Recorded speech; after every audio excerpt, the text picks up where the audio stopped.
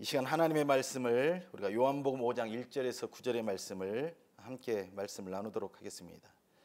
그 후에 유대인의 명절이 되어 예수께서 예루살렘에 올라가시니라. 예루살렘에 있는 양문 곁에 히브리 말로 베데스다라 하는 못이 있는데 거기 행각 5이 있고 그 안에 많은 병자, 맹인, 다리 저는 사람, 혈기 마른 사람들이 누워 물의 움직임을 기다리니 이는 천사가 가끔 못에 내려와 물을 움직이게 하는데 움직인 후에 먼저 들어가는 자는 어떤 병에 걸렸든지 낫게 되밀어라. 거기 38해 된 병자가 있더라. 예수께서 그 누운 것을 보시고 병이 벌써 오래된 줄 아시고 이르시되 내가 낫고자 하느냐.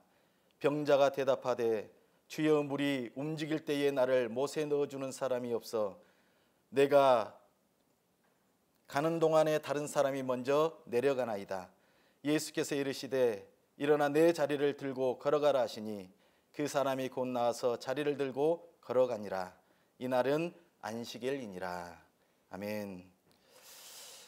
오늘 우리가 함께 나눌 말씀은 요한복음 5장 1절에서 9절의 말씀을 통해 내가 낫고자 하느냐라는 말씀을 가지고 함께 말씀을 나누고자 합니다. 특별히 이 말씀을 가지고 우리 교회의 60주년의 개영기념일을 맞아서 특별히 우리 교회의 상황과 현실에 맞추어서 함께 말씀을 나누어 보고자 합니다.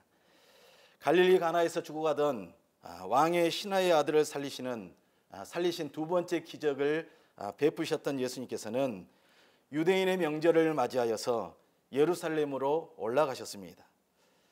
당시 예루살렘 양문 옆에는 베데스다라 하는 그런 연못이 있었는데 거기에는 행각이 5이 있었고 또 그 행각과 베데스다 연못 주위에는 많은 환자들과 장애를 입은 그러한 사람들로 가득해 있었습니다. 그런데 이 베데스다라는 이 연못에는 아주 흥미로운 이야기가 전해 내려져 있었습니다. 그 이야기인즉슨 그 연못에 천사가 가끔 내려와서 물을 움직이게 되는데 그때 가장 먼저 연못에 들어가는 병자가 치료받게 된다라는 그러한 전설이었습니다. 그러다 보니까 질병에 걸렸던 수많은 고통받는 사람들이 이 전설의 인생의 모든 희망을 걸고 연못으로 모여들었던 것입니다. 그것은 다름이 아니라 그 연못에 들어가는 자는 회복되게 될 것이다 라는 그러한 믿음 때문이었습니다.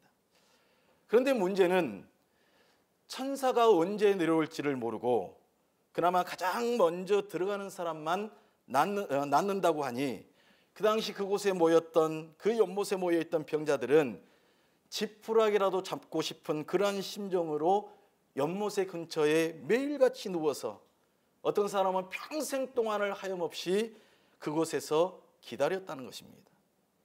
왜냐하면 그곳에 있는 사람들은 하나같이 언젠가는 괜찮아지겠지라는 그런 막연한 희망을 품고 있었기 때문입니다.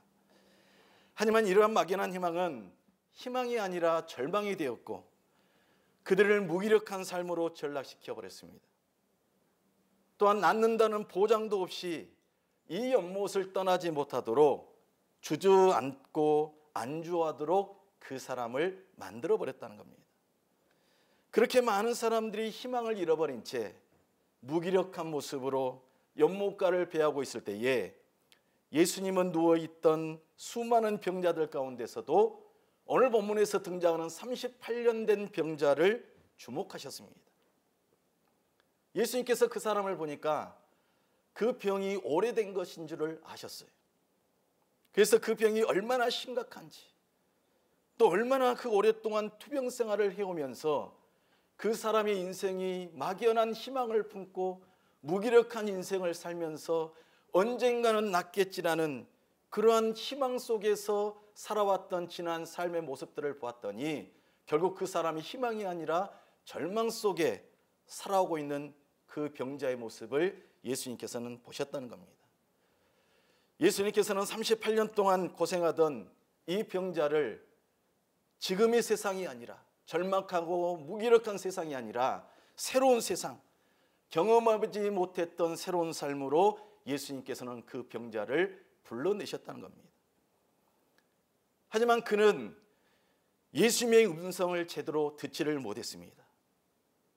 이것은 그가 얼마나 오랫동안 그 절망 가운데 살아왔는지, 그리고 그가 아직도 여전히 절망 속에서 살아가고 있음을 우리에게 단적으로 보여주고 있다는 겁니다. 그 절망의 자리에서 건져줄 메시아가 바로 자기 자신 앞에 있었음에도 불구하고 이 병자는 절망과 무기력한 삶의 자리에서 건져줄 주님을 알아보지 못했고, 주님이 그를 부르셨을 때에 그는 믿음으로 주님의 부르심에 반응하지를 못했다는 겁니다. 오로지 자신의 반복된 실패, 안 되는 이유만을 계속해서 생각한 채 그는 낙담했고 낙심했고, 그러한 반복되고 또 반복되는 무기력한 생활로부터 벗어나지를 못했다는 겁니다. 왜냐하면 내일 되면 또 이곳에 있으면 나에게 병이 낫게 되는 희망이 있겠지라는 그 희망의 끈을 벗어버리지 못했기 때문입니다. 그러한 점에 있어서 오늘 본문의 말씀을 기록하고 있는 이 요한복음의 말씀은 우리에게 믿음을 강조하고 있는 말씀입니다. 바로 앞단락에서 사람이 표적과 기사를 보지 않으면 도무지 믿지 못한다라고 탄식하셨던 주님께서는 오늘 본문에서 등장하는 이 병자와 같이 지금까지 지속적으로 실패했던 경험이 바로 그 병자, 그 사람의 눈을 가로막고 있다는 사실을 예수님께서는 지적하셨다는 겁니다. 여러분 생각 한번 해보십시오. 하루 이틀을 알아도 우리가 얼마나 힘이 드는데 무려 38년 동안 이 병자는 그 질병으로부터 벗어나지 못하고 그 질병을 알아왔습니다. 긴 세월을 누워 있어야만 했기 때문에 누군가의 도움이 없이는 아무것도 할 수 없는 자기 자신의 처지와 형편을 보면서 그는 비관했을 것이고, 아마 말하지 않았지만 그는 오랜 세월 동안 절망과 어떤 낙심에 빠져 있었을 것입니다. 우리는 이 38년 된 병자의 모습을 보면서 우리의 모습을 볼 수 있어야 됩니다. 오늘 우리의 모습일 수도 있다는 것이죠. 우리 교회의 모습일 수도 있다는 겁니다. 우리 교회도 이제 개영한 지가 60주년이 다 되었습니다. 지난 우리의 시간들을 돌아볼 때에 우리는 스스로를 향해서 질문을 던져보아야 됩니다. 오늘 나는 건강한가? 하나님 보실 때에, 예수님께서 우리 교회를 보실 때에 과연 우리의 교회는 건강한가? 우리 교회의 공동체는 건강한 공동체인가? 여러분, 교회의 나이가 60살 환갑이 되었다는 것은 한편으로는 감격스러우면서도 다른 한편으로는 가슴이 먹먹해 오는 것을 느끼게 됩니다. 사람이 나이에 걸맞는 행동과 모습을 보여줄 때에 우리는 그 사람을 보면서 건강함을 볼 수 있고 성숙함을 느끼게 됩니다. 그런 면에 있어서 우리는 지금의 나이에 걸맞게 얼마나 자라왔고 얼마나 성장해 왔는가. 60년의 세월을 지나는 동안 우리는 그 나이에 걸맞게 하나님 보시기에 건강한 모습으로 성장해 왔는가를 우리는 돌아볼 수 있어야 됩니다. 사실 이것은 오늘 우리만의 고민이 아닙니다. 이 땅의 모든 교회들이 해야 될 고민이라는 것입니다. 한국 교회도 마찬가지죠. 이제 한국 선교한 지, 이제 한국 기독교가 이곳에 들어온 지 약 135년 세월이 되었는데, 한국 교회도 그 나이에 걸맞는 성숙한 그리스도인의 모습을 닮아가고 있는지, 그러한 모습으로 성장해 왔는지를 우리는 돌아볼 수 있어야 됩니다. 여러분, 신앙은 의미를 부여하는 것입니다. 끊임없이 삶의 의미를 부여해야 돼요.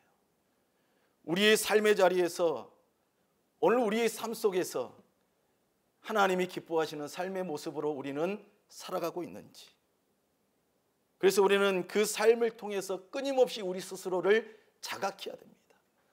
내가 하나님이 기뻐하시는 거룩한 모습으로 내가 자라가고 있는가, 성장하고 있는가. 그래서 우리는 믿음으로 고백하는 행위가 이루어져야 삶의 모든 것이 하나님께서 나에게 주시는 은혜로 받아들여지게 되고 삶의 모든 것이 하나님의 은혜로 주어지게 된다는 겁니다. 오늘 여러분들은 무엇인가를 스스로 할 수 없어서 막연하게 기적만을 바라는 38년 된 병자처럼 세월이 지나도 여전히 옛날이나 지금이나 변화된 것이 없이 같은 믿음, 같은 모습으로 같은 삶의 자리에서 주저앉은 채에 우리도 38년의 병자처럼 여전히 기적의 역사만을 바라보고 있지 않은지 우리는 우리 스스로를 돌아봐야 될 것입니다. 그래서 우리는 늘 생각하고 또 생각하면서 고민해야 됩니다. 그리고 그 생각과 고민은 생각과 고민으로만 끝나서는 안 된다는 겁니다. 내가 성장하는 데 있어서 문제가 있었다면, 또 우리 교회가 성장하는 데 있어서 문제가 있었다면, 어떤 걸림돌이 있었다면 우리는 그 문제를 놓고 기도할 수 있는 믿음의 결단이 있어야 할 것입니다. 우리를 병들게 했고 우리를 성장하지 못하게 했고 교회로 하여금 주저앉게 했던 질병이 있었다면 무엇이었을까를 진단하고 고민하면서 우리는 그것을 위해서 기도해야 된다는 겁니다. 그것이 다툼이든 갈등이든 서로의 이기심이든 서로 사랑하지 못하고 하나 되지 못했던 우리의 연약함이든 어쩌면 우리로 하여금 성장하지 못하게 했고 성숙하게 하지 못했던 이와 같은 질병들은 38년이라는 기나긴 세월 동안 누워서 지내야 됐던, 누군가의 도움이 없이는 아무것도 할 수 없었던 병자의 모습일 수도 있습니다. 여러분, 인정하고 싶지 않겠지만 우리 또한 그러한 처지와 모습을 보면서 절망과 낙심에 우리 또한 빠져 있었을지도 모릅니다. 오늘 본문에서는 그와 같은 처지에 놓인 채에 38년 동안 질병에 매여 있었던 한 사람에게 예수님은 꼭 필요한 두 가지의 말씀을 해주고 있습니다. 첫 번째는 내가 낫고자 하느냐. 여러분 따라서 한번 해봅시다. 내가 낫고자 하느냐. 38년이라는 기나긴 세월 동안 원망과 절망에 빠져있던 병자에게 예수님께서 찾아오셔서 가장 먼저 하셨던 말씀은 내가 낫고자 하느냐 였습니다. 너에게 낫기를 원하고자 하는 의지가 있느냐, 믿음이 있느냐 라고 묻고 계신다는 겁니다. 여러분, 예수님께서 이 질문을 던지신 이유가 있습니다. 예수님은 이 질문을 통해서 그가 자기 자신의 결핍, 다시 말해서 나 자신의 부족함과 연약함을 인식하고 깨달아서 고백되어지기를 원했다는 것입니다. 우리 교회 안에 어떤 문제가 있었다면, 우리 믿음의 공동체 안에 어떤 문제가 있었다면 우리는 누군가의 고백이 아니라 먼저 내 자신의 부족함을 인식하고 깨달아서 내 입술을 통해서 나의 부족함을 고백할 수가 있어야 된다는 겁니다. 하나님의 역사는 바로 우리의 믿음의 고백을 통해서 하나님은 하나님의 역사를 나타내 보이신다는 겁니다. 오늘날 많은 사람들은 죄라는 질병에 걸려서 죽어가고 있음에도 불구하고 왜 자신의 처지가 얼마나 심각한지를 깨닫지 못하고 인정하려고 하지를 않는다는 것이죠. 심지어 거기에서 벗어나고자 하는 마음조차 갖지를 않는 것을 우리가 자주 보게 됩니다. 우리가 죄라는 질병으로부터 치유를 경험하려면 먼저 우리 자신의 죄를 인정해야 됩니다. 그리고 그 죄로부터 내가 벗어나기를 원하는 그런 열망이 있어야 됩니다. 주님께서 여러분들의 영혼을 향해서 내가 낫고자 하느냐라고 말씀하실 때에 주님의 음성을 듣고 예 라고 응답할 수 있는 저와 여러분들이 되시기를 주님의 이름으로 축원을 드립니다. 그래야 할 때에 우리의 삶의 변화가 일어나게 된다는 겁니다. 막연하게 변화되겠지, 막연하게 하나님께서 역사하시겠지라고 하면서 기다리면 우리는 어쩌면 38년 된 병자와 같이 그 기나긴 세월을 무기력하게 누군가가 와서 어떤 특별한 능력이 임하여서 내 삶을 변화시킬 것이라는 막연한 기대감 속에서 우리는 또다시 그렇게 살아갈 수밖에 없게 된다는 것입니다. 여러분, 우리의 삶의 변화는 하나님 앞에 내 자신이 죄인됨을 인정하는 데서부터 시작합니다. 나의 부족함을 고백하는 데서부터 내 삶의 변화는 일어나기 시작한다는 겁니다. 베데스다 연못에 누워있던 병자가 자기 자신의 한계를 인정하고 치유의 은혜를 사모하면서 예수님의 질문에 응답하게 되자 예수님께서 그 병자를 향해서 말씀하십니다. 일어나 너의 자리를 들고 걸어가라. 여러분, 놀라운 사실은요, 예수님께서 말씀을 하시자마자 그가 곧 낫게 되었다는 사실입니다. 그리고 누워있던 자리에서 일어나 자리를 들고 걸어갔다는 겁니다. 주님의 말씀이 38년 동안 누워서 일어나 보지도 못하고 움직이지도 못하던 병자들을 치료하는 역사를 일으켰다는 겁니다. 여러분, 삶의 변화는 내가 노력한다고 해서 되어지는 것이 아닙니다. 내가 내 자신의 부족함과 연약함을 인정할 때에 그 믿음의 고백이 있으면서 내 자신의 실제적인 모습을 내가 깨닫고 발견하게 될 때에, 그리고 나의 연약함을 하나님께 온전히 맡기면서 하나님께서 말씀하실 때에 그 말씀 앞에 내가 응답할 때에 하나님의 말씀을 통해서 치료되고 변화되는 역사가 일어나게 되는 줄로 믿습니다.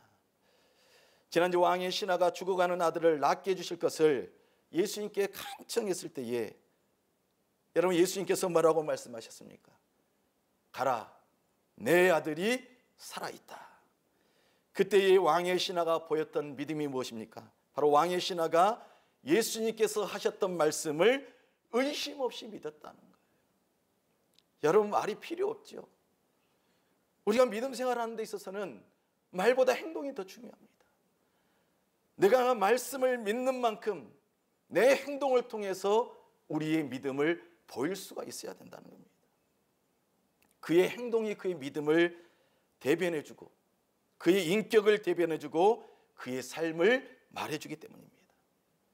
믿음은 반드시 행동의 변화를 수반하고 삶의 변화를 일어나게 하기 때문에 그렇습니다. 왕의 신하는 예수님의 말씀을 의심 없이 믿은 후에 자신의 집을 향해서 발걸음을 돌렸습니다. 예수님께서 낫게 해주실 것이라는 확신이 있었기 때문입니다. 그리고 그런 그가 보였던 믿음과 순종의 결과는 그의 아들이 온전히 순종하게 되는 역사였다는 것입니다. 그가 믿었을 때에, 그리고 그가 행동을 통해서 하나님의 말씀을 하는 말씀에 대해서 순종했을 때에 그의 아들이 온전하게 낫게 되는 믿음의 역사가 일어나게 됐다는 겁니다. 여러분, 예수님의 말씀에는 이와 같이 질병을 치료하는 능력이 있음을 믿으시기를 바랍니다. 질병으로 움직이지 못하던 사람을 일으키는 권세가 있습니다. 절망과 원망에 갇혀있던 사람을 희망의 자리로 옮기는 하나님의 능력의 역사가 하나님의 말씀 가운데 있다는 것입니다. 여러분, 이 사실을 믿으십니까? 믿는 자에게 하나님의 말씀의 역사, 능력의 역사가 나타나게 될 줄로 믿습니다. 여러분, 변화와 변화되지 못하는 것에는 한 끗 차이입니다. 하나님의 역사를 경험하는 것과 경험하지 못하는 것도 한 끗 차이입니다. 그것을 믿느냐, 믿지 못하느냐의 차이도 마찬가지입니다. 하나님의 역사는 항상 믿고 순종함으로 그것을 믿고 행하는 자에게 그와 같은 능력이 나타나기 때문입니다. 그러면 오늘 우리가 할 수 있는 최선의 것은 다른 것에 있는 것이 아닙니다. 하나님의 말씀을 믿고 붙잡는 데 있다는 것입니다. 병자는 지금까지 베데스다 연못에 들어가야 나올 수 있다는 잘못된 믿음, 잘못된 미심을 붙잡고 살아왔습니다. 그러나 예수님은 잘못된 미심을 붙잡고 있던 그를 찾아오셨고 당신의 말씀으로 그를 일으켜 세워주셨습니다. 어쩌면 우리도 38년 된 병자처럼 세상에 거짓된 믿음을 붙들고 살아가고 있는지도 모릅니다. 좋은 학교를 나오면, 좋은 배우자를 만나면, 좋은 직장에 들어가면, 좀 더 넓은 집을 소유하게 되면 내 인생의 행복이라는 것이 주어지게 될 것이라는 미신을 쫓고 잘못된 믿음을 쫓으면서 우리는 그것에 속은 채 그렇게 살아가고 있는지도 모른다는 것입니다. 그러나 우리의 인생의 문제는 예수님께서 찾아오셔야만 해결될 수가 있습니다. 그분의 권세 있는 말씀을 들어야만 우리는 변화되지 못하는 오랫동안 누워있던 삶의 자리에서 일어날 수 있고 변화될 수 있는 희망의 역사가 우리의 삶의 자리에 일어나게 되는 것입니다. 인간은 항상 더 나은 것을 추구하지만 성경은 끊임없이 우리의 삶이 회복되어지는 것에 대해서 말씀을 합니다. 우리 인간은 끊임없이 더 나은 삶을 추구하면서 살기를 힘쓰며 살지만 성경은 우리에게 날마다 말씀 안에서 새로워질 것을 우리에게 말씀을 하고 있습니다. 고린도후서 4장 16절을 보면 그러므로 우리가 낙심하지 아니하노니 우리의 겉사람은 낡아지나 우리의 속사람은 날로 새로워지는도다 라고 그렇게 말씀을 하고 있어요. 주님께서 오늘 우리와 우리 교회에게 원하시는 진정한 변화는 새로운 것으로 더 나아가는 것이 아니라 교회가 교회되는 것, 교회가 교회다운 본질적인 모습으로 회복되어지기를 원한 것이 바로 주님이 우리에게 원하시는 진정한 변화의 모습인 것입니다. 여러분, 하나님께서 이 땅에 교회를 세우신 이유, 또 우리를 교회로 세우시고 저와 여러분들 택하신 그 부르심의 이유가 무엇인지를 우리는 끊임없이 고민하고 끊임없이 질문을 하면서 하나님께서 원하시는 회복의 자리에 우리가 주님을 기쁘시하는 그 회복의 자리의 모습으로 새롭게 변화되어지는 그런 은혜가 우리 모두에게 있기를 주님의 이름으로 축원을 드립니다. 이제 38년 된 병자를 고치신 예수님께서는 오늘 우리의 문제 또한 고치시기를 원하고 계십니다. 예수님을 떠나서 또 다른 어떤 방법으로 우리는 끊임없이 노력하고 고민을 했지만 그러한 세상의 모든 수고와 노력들은 결코 인생의 진정한 해결책이 될 수가 없다는 것이죠. 그러므로 우리가 붙들고 있는 인간적이고 헛된 방법을 버리고 우리는 오직 살아있고 능력 있는 주님의 말씀을 의지한다면 주님이 우리를 새롭게 변화시켜 주실 줄로 믿습니다. 누구보다도 험악한 인생을 살아왔던 야곱이 그 인생 말년에 애굽의 바로를 만나서 뭐라고 얘기합니까? 내가 130년 동안 참으로 험악한 나그네의 세월을 살았노라고 고백을 했습니다. 여러분, 어쩌면 우리의 교회도 우리의 성도들도 60년의 세월 동안 살아왔던 삶에 대한 이와 같은 고백을 우리도 하고 있는지 모릅니다.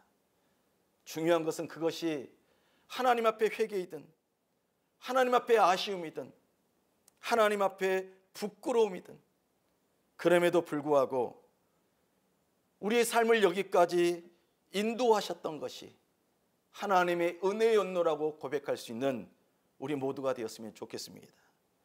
뿐만 아니라 못다한 열심과 믿음의 삶에 대해서 내가 지금이라도 나의 남은 인생을 주님을 위해서 살겠노라고 그렇게 고백할 수 있고, 주님이 그렇게 나의 연약함을 하나님께서 부르시고 깨달을 때에 주님, 나의 연약함을 주님께서 긍휼히 여겨주시고 주님, 내가 낫기를 원합니다.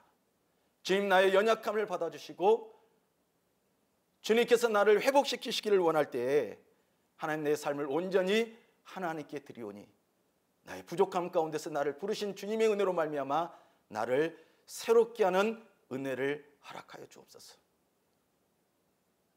오늘 하나님의 말씀을 통해서 하나님께서 우리에게 이와 같이 말씀하실 때에 그와 같이 고백하면서 나의 연약함을 온전히 하나님 앞에 내려놓을 수 있는 그런 모든 주님의 사랑하는 성도들이 다 되어주시기를 주님의 이름으로 축원을 드립니다.